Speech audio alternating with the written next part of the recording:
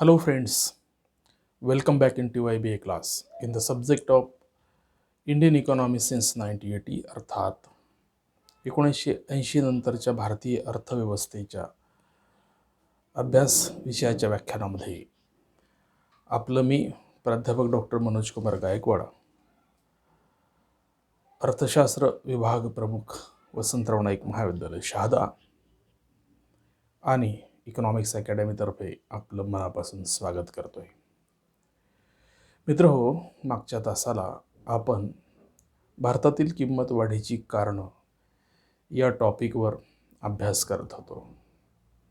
या टॉपिकमध्ये आपण 2 भागांमध्ये या टॉपिकचा अभ्यास करणार होतो. त्यातील पहिला भाग आपण अभ्यासला आहे.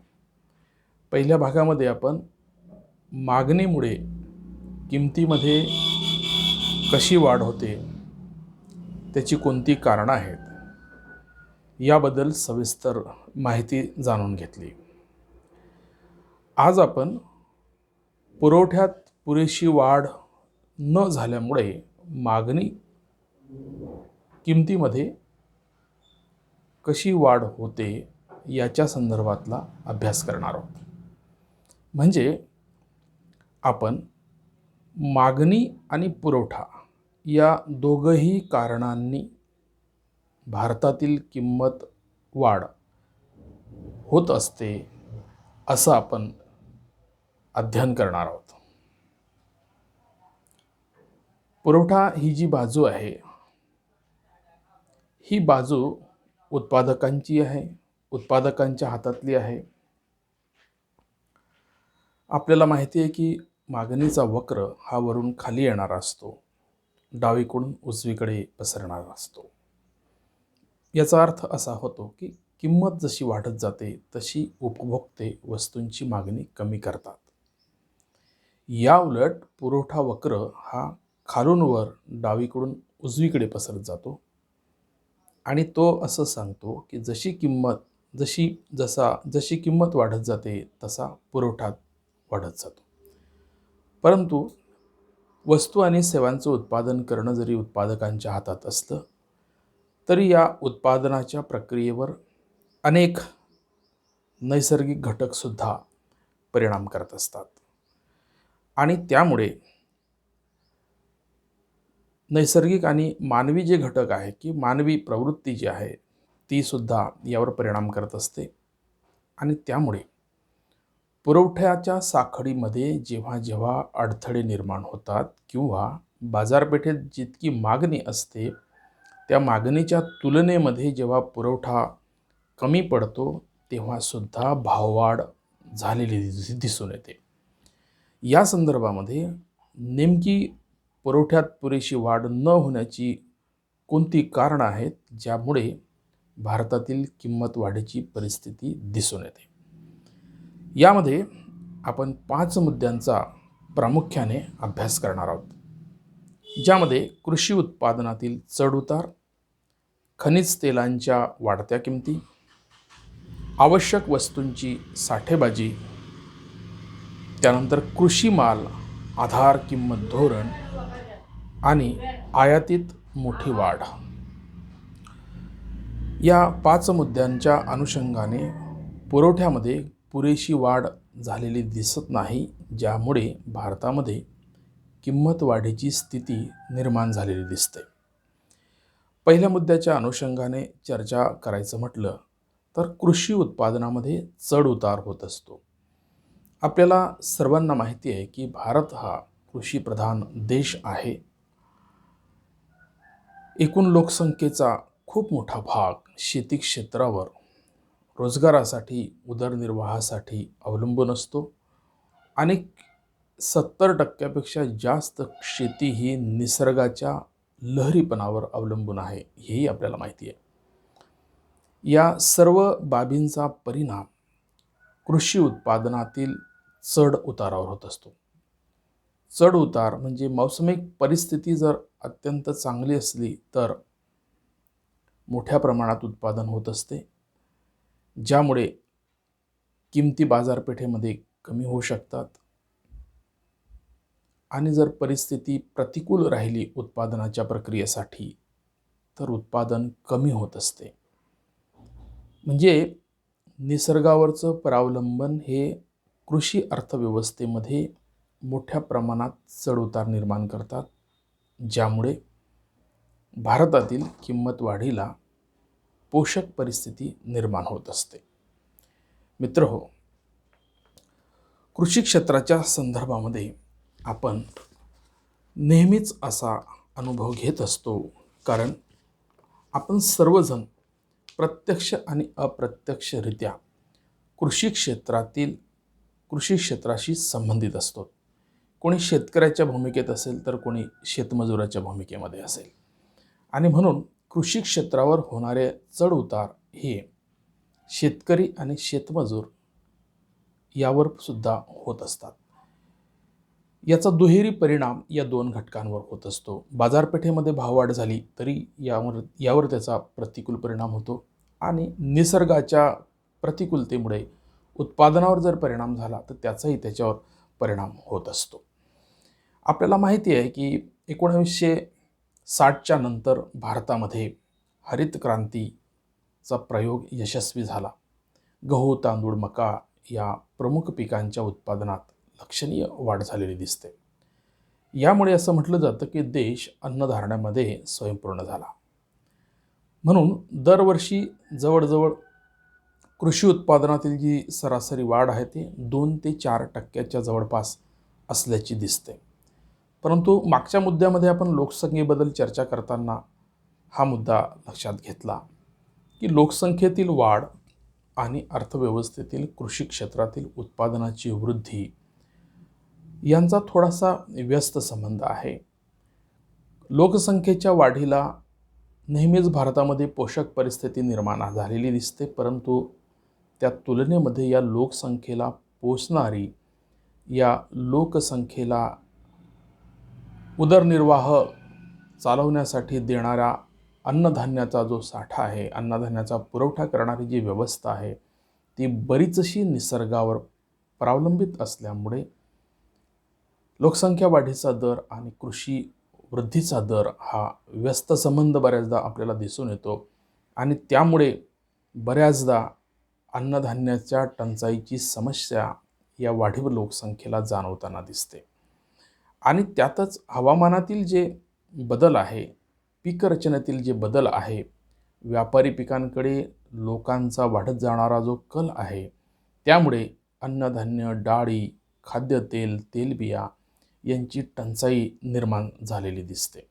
याचा परिणाम आपल्याला कृषी उत्पादनातील वाढ चढउतारांवर पडून येतो, आणि त्याचा परिणाम किमतीवर प्रभाव पाडून भाववाढीची समस्या त्यातून निर्माण झालेली दिसते. आपल्याला माहिती आहे की 2010च्या दशकाच्या प्रारंभी देशात डाळींची फार मोठ्या प्रमाणात टंचाई निर्माण झाली. तूर डाळीचे दर जवळपास 200 रुपयापर्यंत वाढले. आपल्याला लसणाचे दरसुद्धा मोठ्या प्रमाणात वाढलेले दिसले. कांद्याचे दरसुद्धा मोठ्या प्रमाणात वाढताना दिसले. म्हणजे या देशामध्ये कृषी क्षेत्रात नैसर्गिकरित्या उत्पादनासाठी काही पिकांना प्रतिकूलता जरी दिसत असली तरी मानवी साठेबाजीमुळे सुद्धा या प्रतिकूलतेमध्ये जादा भर पडते आणि किंमत वाढीची समस्या सामान्य लोकांना भेडसावते. म्हणजेच नैसर्गिक प्रतिकूलतेतून पुरवठ्यावर परिणाम होतो आणि मानवी साठेबाजीतून सुद्धा पुरवठ्यावर परिणाम होतो. या दोघं पुरवठ्याच्या परिणामाचा भारतातील त्या वस्तूंच्या किंमत वाढीवर परिणाम झालेला दिसतो. म्हणून पुरवठ्याची जी साईड आहे ती साईडसुद्धा किंमत वाढीला पोषक ठरणारी दिसते.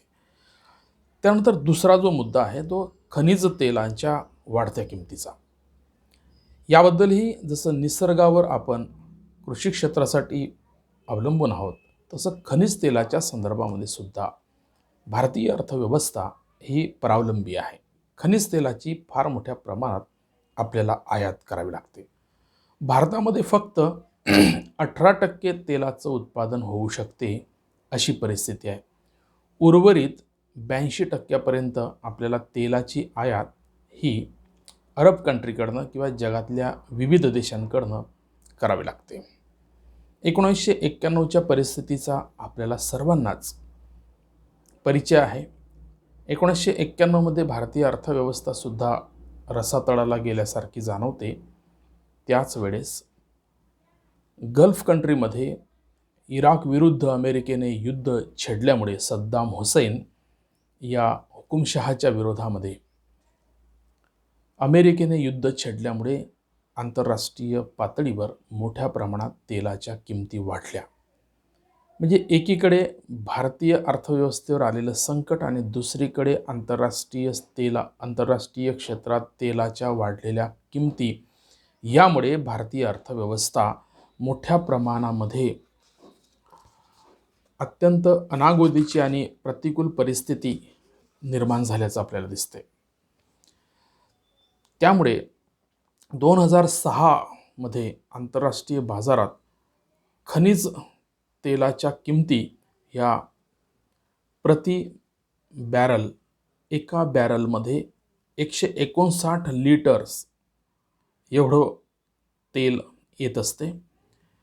तर प्रति बॅरल हे 70 अमेरिकन डॉलर एवढं होतं.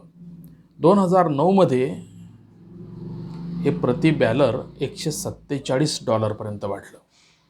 म्हणजे 3 वर्षामध्ये $70वरनं डायरेक्ट $147 प्रति बॅरल किमती वाढलेल्या आपल्याला दिसून येतात. या किमतीमध्ये जागतिक पुरवठ्यात मागणी पुरवठ्यामध्ये फार मोठे बदल होताना दिसतात. जागतिक बाजारात किमती वाढल्यावर आपोआप देशांतर्गत बाजारात किमतींमध्ये वाढ होताना दिसते.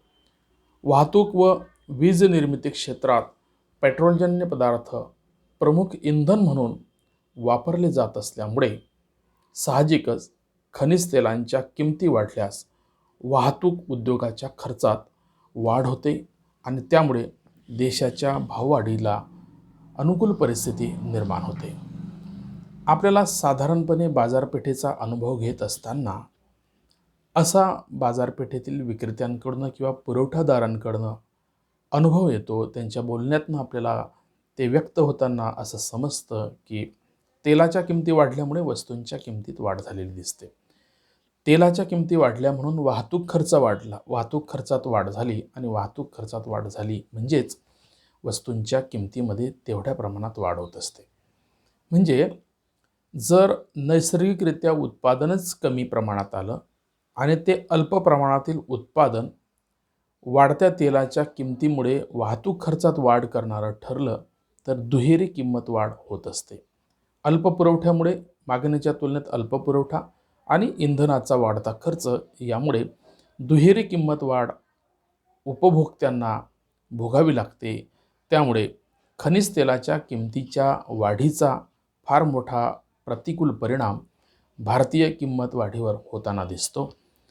अशा रीतीने खनिज तेलाच्या संदर्भात जोपर्यंत आपण पर्यायी व्यवस्था किंवा अशा प्रकारच्या साधनसामुग्रीचा शोध घेत नाही तोपर्यंत या क्षेत्रातील किंमत वाढीचा परिणाम भारतीय अर्थव्यवस्थेवर जाणवत राहणार आहे. त्यानंतर तिसरा मुद्दा जो आहे, आवश्यक वस्तूंची साठेबाजी. भारतामध्ये हा फार जुना असा आजार आहे.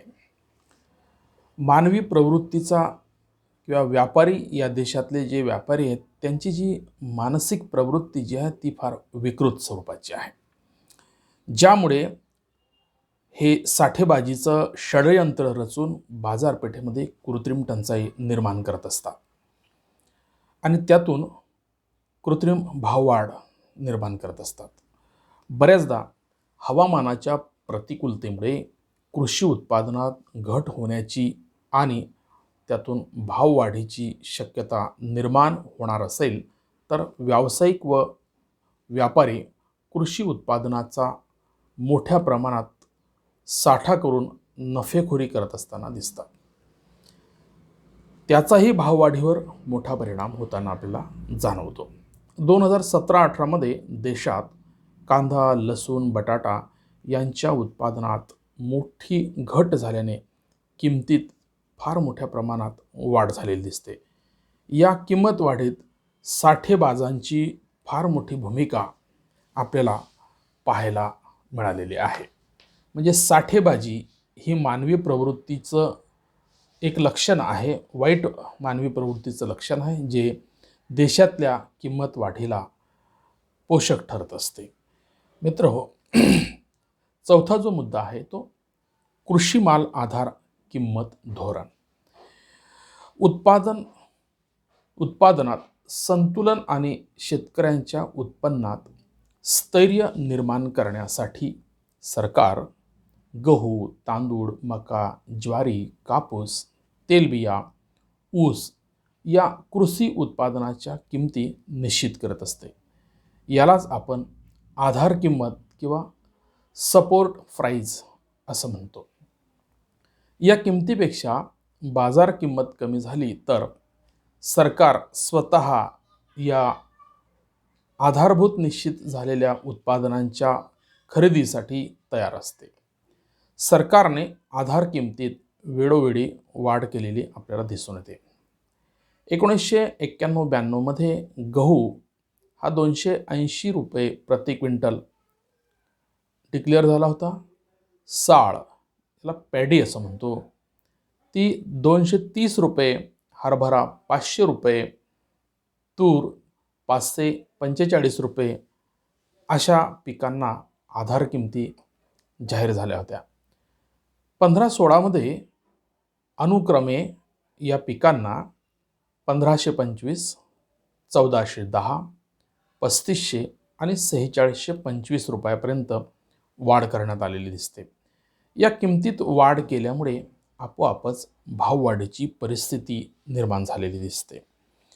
यातून ही जी भाववाढ आहे शेतकऱ्याच्या उत्पन्नात स्थैर्य निर्माण करणारी भाववाढ असल्यामुळे ती अर्थव्यवस्थेवर फार प्रतिकूल परिणाम होतो, पण फार होत नाही. तो विकासाला थोड्याफार प्रमाणामध्ये अनुकूल आहे. शेतकऱ्यांना त्यातून जर प्रोत्साहन मिळालं तर शेतकरी त्याचा शेतीच्या येणाऱ्या उत्पादनाच्या स्थितीवर अनुकूल परिणाम घडवून आणणारी असते. उपभोक्त्यांनाही त्या काळामध्ये शेतमजुरीचे दर जे असतात ते वाढलेले दिसतात आणि त्याचा त्यांच्यावरही फार थोडा मोठा परिणाम होताना दिसत नाही. म्हणजे थोड्याफार प्रमाणामध्ये उपभोक्त्यांना त्याची झळ पोचते, परंतु एकूणच आर्थिक विकासाच्या दृष्टिकोनातून शेतकरी हा मोठा वर्ग आहे, तो पोषक आहे आणि शेती उत्पादनामध्ये त्याला प्रोत्साहन करणं हे सरकारची आणि आपली सर्वांची महत्त्वाची जबाबदारी ठरते. या अनुषंगाने कृषी माल आधार किंमत धोरण हे महत्त्वाचं असते. त्यानंतर शेवटचा जो मुद्दा आहे, पाचवा मुद्दा, जो आयातीत मोठी वाढ करणारा दिसतो. मित्रहो, औद्योगिक उत्पादनात स्थैर्य व वृद्धी निर्माण करण्यासाठी कच्चा माल, यंत्रसामुग्री, तंत्रज्ञान याची आयात वाढलेली दिसते. तसेच देशांतर्गत किंमत पातळीत स्थैर्य निर्माण करण्यासाठी काही आवश्यक वस्तू ज्यात खाद्यतेल व डाळी यांचा प्रामुख्याने समावेश असतो, त्यांची आयात करावी लागते. तसेच मध्यमवर्ग व नवश्रीमंत वर्गांच्या चैनीच्या उपभोग्य वस्तूंचीही मोठ्या प्रमाणात आयात झालेली दिसते. जागतिक पातळीवर या सर्व वस्तूंच्या किमतीत वाढ झाल्याने आयात वस्तूंच्या किमतीचा दबाव देशांतर्गत किंमत पातळीवर झाला की त्यातून भाववाढ निर्माण होत असते. अर्थात जसा देशातील लोकांच्या उत्पन्नाचा स्तर उंचावत जातो तसतसं लोक आपल्या राहणीमानामध्ये सुधारणा करण्याचा प्रयत्न करत असतात. त्या सुधारणांचा पार्ट, राहणीमानातील सुधारणांचा पार्ट म्हणजे बाजारपेठेमध्ये नवीन चैनीच्या वस्तूंच्या मागणीत होणारी वाढ. बऱ्याचशा चैनीच्या वस्तू ह्या विकसित राष्ट्रात मिळत असतात, त्यामुळे त्या राष्ट्रांकडून अशा वस्तूंची मोठ्या प्रमाणात आयात करण्याची प्रवृत्ती विकसनशील आणि अल्पविकसित राष्ट्रातील व्यापाऱ्यांची असते आणि त्यामुळे त्या देशामध्ये किंवा विकसित राष्ट्रांमध्ये या चैनीच्या वस्तूंच्या किमती वाढल्या की ॲटोमॅटिकली आपल्याला आयात मूल्य जादा द्यावं लागतं. आयातीचा खर्च जास्त येतो, त्यामुळे देशांतर्गत त्या वस्तूंच्या किमतीमध्ये वाढ होताना दिसते आणि म्हणून त्याचा परिणाम देशातील भाववाढीवर झालेला आपल्याला दिसतो. मित्रहो, भारतातील किंमत वाढीची ही मागणीच्या बाजूची कारणं आणि पुरवठ्याच्या बाजूची कारणं लक्षात आल्यानंतर आपल्याला यातून फार मोठा धडा आपल्याला घ्यावा लागतो किंवा आपण तो घेतला पाहिजे. म्हणून लोकसंख्येच्या संदर्भामध्ये सरकारचं धोरण कसं असावं, सरकारच्या खर्चामध्ये कशा पद्धतीने कपात होईल, तुटीच्या अर्थभरण्याचे परिणाम आपल्या देशाला कसे प्रतिकूल ठरणार नाहीत आणि काळ्या पैशाच्या संदर्भामध्ये काळा पैसा निर्माण होणार नाही, यासाठी आपण सुद्धा फार महत्त्वाची भूमिका बजावू शकतो. काळा पैसा निर्माण का होतो मित्रहो, तर आपण ज्या ज्या वस्तूंची खरेदी करत असतो त्यांची पक्की बिलं घेत नसतो. साधारणपणे औषध निर्माण क्षेत्रामध्ये किंवा औषधी विक्रेते जे आहेत ते मोठ्या प्रमाणात औषधांचं कच्चं बिल देत असतात, साध्या कागदांवर औषधांची बिलं देत असतात. तर त्यांच्याकडनं पक्क्या बिलाची मागणी आपण जर केली तर सरकारला मोठ्या प्रमाणात कर उत्पन्न प्राप्त होईल आणि त्यालासुद्धा आपल्या दैनंदिन हिशोब हा नीट कायदेशीररित्या ऑडिटेट त्याला करता येऊ शकतो. त्याच्यातून त्याची काळ्या पैशातली नफेखोरी कमी होऊ शकते. अशा अनेक ठिकाणी आपण जिथे जिथे काळा पैसा निर्माण होण्याचे मार्ग आहे ते बंद करण्याचा आपण प्रयत्न केला तर काळा पैसा निर्माण होणार नाही. यामध्ये लाचलुचपत आणि भ्रष्टाचार या दोन गोष्टी फार महत्त्वाच्या आहेत.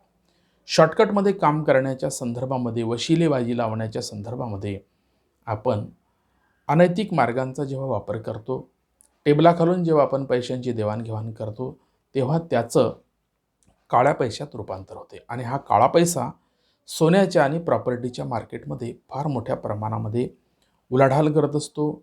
त्या क्षेत्रातल्या किमतींमध्ये फार मोठ्या प्रमाणामध्ये तो वाढ करत असतो.